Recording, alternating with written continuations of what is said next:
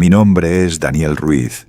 Tengo 38 años y soy ingeniero de sistemas. Durante 3 años trabajé como controlador de vuelo en el Centro Espacial Johnson, en Houston. Monitoreaba las comunicaciones de misiones del programa Artemis. Y lo que voy a contarles pasó durante una simulación de entrenamiento para la Artemis 3 a finales del año pasado. Nunca más volví a entrar a esa sala. La simulación era sencilla en teoría. 3 astronautas dentro de un módulo sellado, replicando las condiciones de una misión lunar de 10 días. Comida deshidratada, cabinas del tamaño de un baño pequeño, comunicación limitada con el control. Yo estaba del otro lado de la pantalla, escuchando todo, registrando todo. Los 3 eran gente de primer nivel. El comandante Mark Holloway, la especialista Elena Ríos y el piloto Jeremy Cole. Los conocía bien. Había cenado con ellos semanas antes del encierro. El día 4, Holloway pidió hablar conmigo en privado. Me dijo con la voz tranquila: «Daniel, ¿ustedes están recibiendo las mismas transmisiones que nosotros?». Le pregunté a qué se refería, y él me contestó: «A la voz, Daniel, la voz que habla en el Canal 3 cuando ustedes se quedan callados». Yo no tenía idea de qué estaba hablando. Revisé los registros. El Canal 3 estaba limpio. Silencio total. Se lo dije, y él se rió. Pero fue una risa corta, una risa que no era risa. Me respondió: «Tiene que ser el estrés, seguro. Olvídalo». Colgué y me quedé pensando. Al día siguiente, Elena pidió hablar conmigo. Me dijo exactamente lo mismo, que había una voz en el Canal 3, que hablaba en inglés, pero con un acento que no podía identificar, que la voz sabía sus nombres. Le contesté lo que le contestaba a cualquier controlador, a cualquier astronauta estresado: «Elena, es el encierro. Son las horas de aislamiento. No hay nada en el Canal 3. Te lo prometo». Ella se quedó callada un rato largo y después me dijo: «¿Tú me estás diciendo la verdad, Daniel?». Le dije que sí, pero yo no estaba tan seguro, porque esa misma noche, cuando me quedé solo en la sala de control, abrí el Canal 3, solo para confirmar, y no escuché nada. Silencio. Me reí de mí mismo, me tomé un café y me fui a casa. Al día siguiente quise hacer una prueba discreta. Le pregunté a otro controlador, un tipo llamado Marcus, si había notado algo raro en los turnos nocturnos. Marcus era mi amigo. Habíamos trabajado juntos 6 años. Me miró con una expresión extraña y me respondió: «Daniel, no sé de qué me estás hablando». Pero cuando se dio la vuelta para irse, se detuvo un segundo y agregó, sin mirarme: «Y si te llega a hablar alguien por ese canal, no le contestes. No le contestes nunca». Yo me quedé helado. Le pregunté a qué se refería, pero él siguió caminando como si no me hubiera escuchado. Esa tarde pasó algo raro. Cole, el piloto, salió por la esclusa interna del módulo y empezó a gritar por el canal principal. Gritaba que había alguien ahí adentro con ellos. Un cuarto tripulante, alguien que no debía estar. Mi supervisor, un hombre llamado Richard Vance, tomó el micrófono antes que yo y le respondió con una voz firme: «Jeremy, no hay nadie más contigo. Estás viendo a Holloway o a Ríos. Respira. Cuenta hasta 10». Cole se puso a llorar. Un hombre de 45 años, expiloto de combate, llorando como un niño. Decía: «Él me habla, Richard. Me dice cosas que nadie más sabe. Cosas de mi familia. Me habla con la voz de mi padre muerto». Vance cortó la comunicación. Se volteó hacia mí y me dijo: «Daniel, no escribas esto en el registro. Te voy a pedir ese favor». Le pregunté por qué, y él me respondió: «Porque si lo escribes, la misión se cancela, y esta simulación tiene que completarse». Me quedé en silencio. Vance no era un hombre malo. Lo conocía desde hacía años, pero algo en su tono me hizo sentir que yo era el único que no sabía lo que estaba pasando. Insistí. Le dije: «Richard, los 3 astronautas están escuchando cosas. Los 3. Eso no es estrés, eso es otra cosa». Él se acomodó las gafas muy lentamente y me contestó: «Daniel, eres un buen técnico, no seas un mal empleado. Ve a tu casa, duerme y mañana hablamos». Esa forma de hablar no era Vance. Vance no hablaba así. Vance no hablaba con frases hechas. Me fui, pero no me fui a casa. Esa noche, cuando todos se fueron, Volví al edificio por una puerta lateral. Entré con mi credencial, bajé al archivo de audio y me encerré en una sala de escucha. Revisé los archivos del Canal 3, los registros completos, sin filtros, y encontré algo. Audio, 40 minutos de audio que no deberían existir. Una voz grave, masculina, hablando en inglés con un acento que no pude identificar. Decía cosas como: Holloway, tu hija Amelia tiene fiebre esta noche, pero tú no lo sabes. Ríos, recuerda el accidente del 97. Cole, papá te perdona. Yo sentí el sudor frío bajando por la espalda. Esa voz estaba ahí, había estado ahí todo el tiempo, y alguien la había borrado de los registros oficiales. Seguí escuchando, y en el minuto 32, la voz dijo algo que me hizo soltar los audífonos. Dijo: Daniel, te escucho desde anoche. Sé que abriste el canal.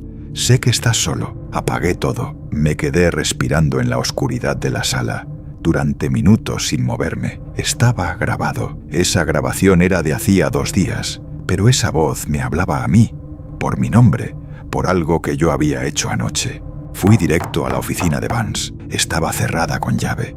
Golpeé la puerta y entonces escuché una voz adentro que me respondió: «Pasa, Daniel». Entré. Vance estaba sentado en su escritorio, con las luces apagadas.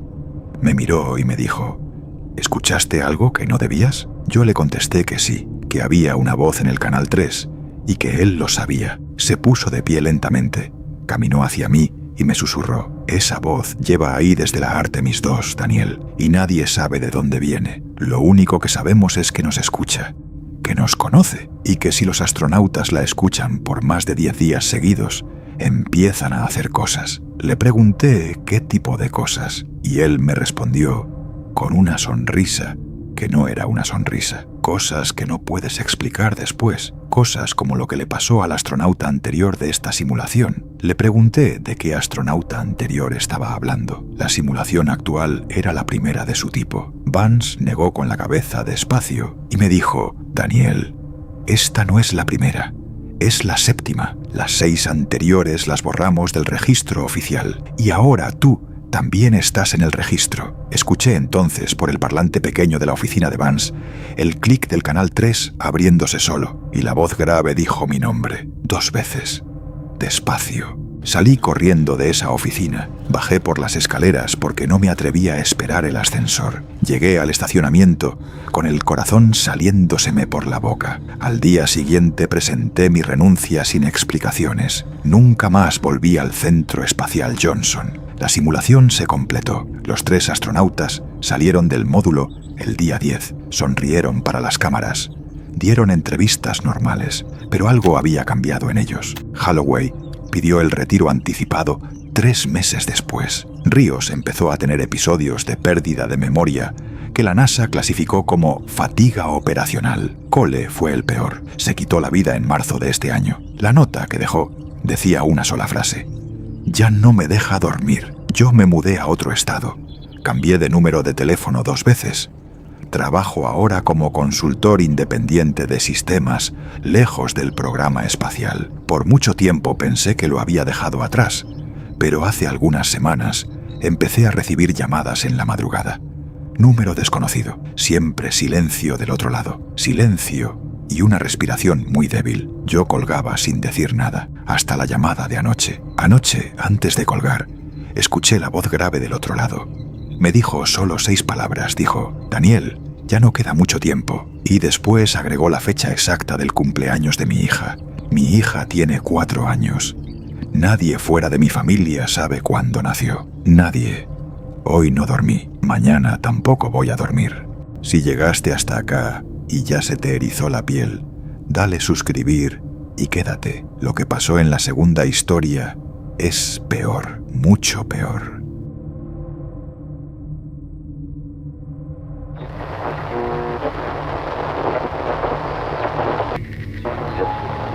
Me llamo Sebastián Morales, tengo 34 años y trabajo como técnico de telemetría para una empresa subcontratada por la NASA. Mi trabajo es escuchar, nada más. Escuchar todas las transmisiones entre la nave y el control durante las misiones y marcar cualquier anomalía, ruidos de fondo, interferencias, glitches, parece aburrido, y lo era, hasta la noche del 6 de abril del año pasado, la noche en que la Artemis II pasó por el lado oculto de la Luna. Como saben, durante esos 40 minutos del sobrevuelo, la tripulación queda completamente incomunicada. La Luna bloquea la señal entre la nave y la Tierra. Es silencio absoluto de nuestro lado. Lo que pocas personas saben es que los ingenieros de telemetría seguimos escuchando. Escuchamos el vacío, grabamos el silencio, y a veces, muy rara vez, el silencio no está tan vacío. Esa noche yo estaba solo en el turno. Mi compañero, un tipo llamado Oscar, se había ido a casa temprano porque su esposa estaba enferma. Tenía los audífonos puestos, un café al lado y la consola encendida con el canal abierto, aunque ya no hubiera señal. Es protocolo. Escuchas el vacío igual por si pasa algo. A los 8 minutos de silencio, escuché un clic muy débil, como si alguien hubiera tocado un micrófono con la uña. Me enderecé en la silla, subí el volumen y entonces escuché algo que no debería haber existido. Una voz humana, de mujer, llorando bajito. Era la voz de Lauren Hayes. La reconocí al instante porque había escuchado cientos de horas de sus transmisiones durante el entrenamiento. Ella estaba llorando. Decía muy bajito: «Está ahí afuera, está afuera, está afuera», una y otra vez. Y después se escuchó la voz de Tanner, el comandante, que le respondía: «Lauren, no mires por la ventana, te dije que no miraras». Pero ella seguía: «Tiene ojos. Ethan, tiene ojos. Nos está mirando». Yo me quedé paralizado. Mis manos se congelaron sobre la consola. Porque eso era imposible. La nave no podía estar transmitiendo. No había manera física de que yo estuviera escuchando esa conversación. Presioné el botón de grabación manual. Mis dedos temblaban. Y entonces escuché la voz de Darren Walsh. El piloto le dijo a Tanner, con la voz más calmada del mundo: «No tiene sentido cerrar la persiana, Mark. Ya nos vio. Nos está viendo desde hace 3 días». Hubo un silencio largo. Y después Hayes volvió a llorar y preguntó: «¿Por qué no se mueve?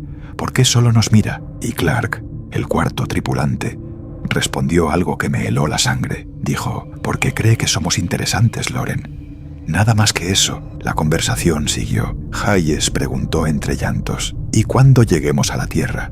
¿Se va a quedar allá afuera?» Tanner le respondió después de un silencio largo: «No sé, pero creo que si nosotros nos movemos, él se va a mover con nosotros». Y Walsh agregó con una tranquilidad que no era tranquilidad: «¿Ya se movió una vez? ¿O ustedes no se dieron cuenta?» Hayes soltó un grito bajito y preguntó: «¿Cuándo?». Walsh le respondió: «Hace 2 horas. Estaba del otro lado de la nave. Ahora está de este lado. Y está más cerca». Hubo un silencio que duró como 1 minuto entero. Después escuché algo peor que todo lo anterior. Escuché a Clark empezar a reírse. Una risa baja, controlada, pero que no paraba. Tanner le preguntó: «Ethan, ¿qué te pasa?». Y Clark le respondió, todavía riéndose: «Es que acabo de entender algo. Nosotros creímos que lo encontramos nosotros. Pero no, él nos encontró a nosotros. Nos estaba esperando acá afuera. Por eso hay un lado oculto de la Luna». La grabación duró 11 minutos. Después volvió el silencio. Cuando la nave salió del lado oculto y se restableció el contacto oficial con el control, la tripulación respondió con total normalidad. Chequearon sistemas, reportaron valores, se rieron con los chistes de Houston, como si no hubiera pasado nada, como si los últimos 40 minutos hubieran sido silencio absoluto para ellos también. A la mañana siguiente llegué a la oficina con la grabación guardada en una memoria externa. Se la llevé a mi supervisora, una mujer llamada Patricia Keller. Le conté todo. Ella me escuchó en silencio, sin expresión. Cuando terminé, me pidió la memoria. Se la entregué. La metió en su cajón y me dijo con una sonrisa profesional: «Sebastián, gracias por tu dedicación, pero lo que me contaste es imposible. No hubo transmisión durante el sobrevuelo. Te recomiendo que descanses. Has trabajado muchas horas seguidas». Le insistí. Le dije que lo tenía grabado, que lo había escuchado con mis propios oídos. Ella se puso de pie, caminó hasta la puerta y me respondió: «Si esa grabación existe, yo la voy a analizar, pero no vuelvas a mencionarla a nadie. ¿Me entiendes?». Le dije que sí. Esa misma tarde, mi computadora se formateó sola. Los registros del turno anterior aparecieron en blanco, y cuando llegué a casa, mi respaldo personal en la nube también estaba vacío, todo borrado. Fui al baño, me lavé la cara con agua fría, y cuando levanté la mirada al espejo, pensé que me estaba volviendo loco. Esa semana empecé a notar cosas raras en mi apartamento. Pequeñas, una luz del pasillo que se quedaba encendida cuando yo juraba haberla apagado, el grifo de la cocina abierto por las mañanas. Mi gato, que siempre dormía en mi cama, empezó a dormir debajo de ella. Una noche lo encontré mirando fijo hacia la ventana del living, fijo, sin moverse. Cuando me acerqué, él se escondió detrás del sillón. Afuera no había nada. Solo la noche, pero el gato no volvió a esa sala por 3 días. 3 meses después, en una cena de la empresa, me encontré por casualidad con Ethan Clark, el cuarto tripulante. Nos presentaron en un cóctel. Él no me conocía, pero yo sí a él. Le apreté la mano y le dije en un tono casual: «Debe haber sido increíble pasar por el lado oculto de la luna». Él sonrió como sonríe cualquier astronauta cuando le preguntan eso, y me respondió algo educado, pero cuando estaba por alejarse, se acercó un poco más a mí. Me miró a los ojos y me susurró con una sonrisa, que no era una sonrisa. «Todavía nos mira, ¿sabes? No se fue cuando volvimos. Vino con nosotros, se dio la vuelta y se perdió entre la gente». Yo me quedé ahí parado, con el vaso en la mano, sin poder moverme. Desde esa noche, a veces, cuando estoy solo en mi apartamento, siento que algo me observa. No veo nada, no escucho nada, pero lo siento. Una atención, una mirada. Y juro que no estoy loco. Algo cruzó de vuelta con esa misión. Y ahora está aquí.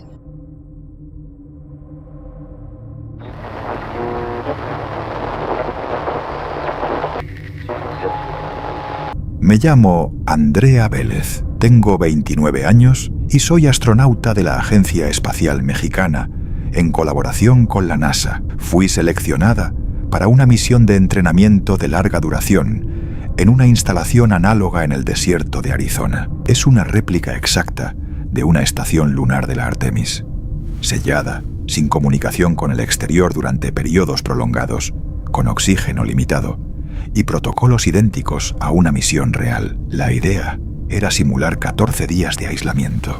Salimos a los 9. Uno solo salió con vida. Yo. Éramos 4. El comandante era un tipo llamado Bruce Keller, 42 años, exmilitar, con 3 misiones reales en su currículum. La ingeniera era Diana Park, coreana estadounidense, 35 años, brillante. El médico era Thomas Reyes, argentino, 50 años, el más tranquilo del grupo. Y yo, la novata, la más joven. Los primeros días fueron normales. Rutina estricta, ejercicio, pruebas de sistemas, comidas compartidas. Keller era un tipo duro pero justo. Bromeaba poco. Diana era cálida. Me tomó bajo su ala desde el primer día. Thomas era el alma del grupo. Contaba chistes malos en las cenas. Todo iba bien, hasta el 5.º día. El 5.º día, en el desayuno, Keller no habló. Se quedó mirando su plato de comida deshidratada durante 15 minutos sin mover los cubiertos. Diana le preguntó si estaba bien. Él levantó la cabeza lentamente y le respondió: «Diana, ¿tú viste la puerta anoche?». Ella le contestó que no entendía. Keller volvió a bajar la mirada y susurró: «La puerta del módulo 3 estaba abierta y del otro lado había alguien». Los 3 nos miramos. Thomas trató de reírse. Le dijo: «Bruce, en este módulo solo estamos nosotros 4. No hay puerta que lleve a ningún lado». Keller se puso de pie, tiró el plato contra la pared y gritó: «Yo sé lo que vi, carajo. Había alguien del otro lado». Después se calmó, pidió disculpas, dijo que había dormido mal. Volvió a su cabina. Esa misma noche lo escuché caminando por el corredor central durante horas. Ida y vuelta, ida y vuelta. Por la mañana, Diana me tocó la puerta. Estaba pálida. Me dijo: «Andrea, algo le está pasando a Bruce. Lo encontré hablando solo en el módulo de suministros. Decía cosas raras». Le pregunté qué tipo de cosas. Ella me respondió con la voz temblando. Decía que su esposa estaba ahí con él. Su esposa, Andrea. Su esposa murió hace 5 años. Decidimos informar al control externo, pero cuando Thomas intentó abrir el canal de comunicación de emergencia, encontró que el sistema estaba desconectado. Los cables habían sido cortados. Desde adentro, Diana me miró y me dijo en voz baja: «Fue Bruce. Tuvo que ser Bruce». Lo encontramos en el módulo de observación. Estaba sentado en el suelo, con un destornillador en la mano, y tenía los ojos completamente dilatados. Cuando nos vio, sonrió y con una voz perfectamente calmada nos dijo: «Ya no hay salida. Ella me dijo que tampoco hay rescate, así que vamos a quedarnos aquí los 4, juntos, para siempre». Thomas intentó acercarse despacio, con las manos abiertas, y le respondió: «Bruce, hermano, vamos a hablar tranquilos. Dame el destornillador». Keller lo miró y le sonrió más grande. Le dijo: «Thomas, tú no entiendes. Ella no quiere que salgamos. Y si no puede convencerme, me va a convencer con ustedes 3». Se abalanzó sobre Thomas con el destornillador. Lo clavó en el hombro. Thomas cayó gritando y Diana lo arrastró hacia el módulo médico. Yo corrí al módulo de suministros y me encerré. Por la rendija inferior de la puerta podía ver los pies de Keller caminando por el corredor. Ida y vuelta, ida y vuelta. Escuché la voz de Diana gritando. Después silencio. Después la voz de Thomas pidiendo ayuda. Después silencio otra vez. Me quedé ahí encerrada durante 8 horas, sin moverme, apenas respirando, hasta que escuché los golpes en la puerta. Keller tocaba 1, 2, 3 y me hablaba del otro lado con una voz dulce, casi infantil. Me decía: «Andrea, mi amor, abre. Soy yo. Soy Diana. Bruce se fue. Ya estamos a salvo». Pero yo escuchaba su voz de hombre imitando a Diana. Una imitación mala. Una imitación horrible. Le respondí: «Diana, dime el nombre del gato de tu hermana». Hubo un silencio largo del otro lado. Y después escuché la voz real de Keller, grave y rota, que me dijo: «Qué inteligente eres, Andrea. Qué lástima que eso no te va a salvar». Se fue. Escuché pasos alejándose. Miré el indicador de oxígeno del módulo de suministros. Me quedaban 4 horas. El protocolo de rescate se activaría a los 14 días. Faltaban 5. No iba a sobrevivir. Y entonces recordé algo. El módulo de suministros tenía un acceso al sistema de ventilación principal. Estrecho, pero suficiente para una persona delgada. Lo abrí con un cuchillo de la mesa y me metí. Gateando en completa oscuridad, pasé por encima del módulo médico. Vi algo abajo que no voy a describir. Seguí gateando. Llegué al panel de control de emergencia en el módulo principal y con las manos cubiertas de sangre activé el protocolo de abandono. Una sirena empezó a sonar en toda la estación. Keller me escuchó. Lo sentí correr hacia el panel, pero el protocolo de abandono sella los módulos automáticamente. Él quedó encerrado en el corredor central. Golpeó la puerta blindada durante horas, gritándome cosas que nunca voy a poder olvidar. Cosas que decía con la voz de Diana, con la voz de Thomas, con la voz de mi madre, que también está muerta. Nunca le dije a nadie que mi madre había muerto. Él no podía saberlo. El equipo de rescate llegó en 4 horas. Me sacaron del módulo por la esclusa de emergencia. Keller fue trasladado a una instalación psiquiátrica donde sigue internado. Diana y Thomas no sobrevivieron. El informe oficial habló de un brote psicótico agudo inducido por aislamiento, pero nunca explicaron cómo Keller sabía tantas cosas, ni por qué en sus declaraciones insistía en que ella seguía hablándole, ni por qué en esa celda acolchada lo escuchan repetir mi nombre todas las noches. Mi nombre y una fecha, la fecha en la que yo me voy a morir. Según él, faltan 2 meses para esa fecha y no he vuelto a dormir bien desde que regresé. Suscríbete para más historias de terror.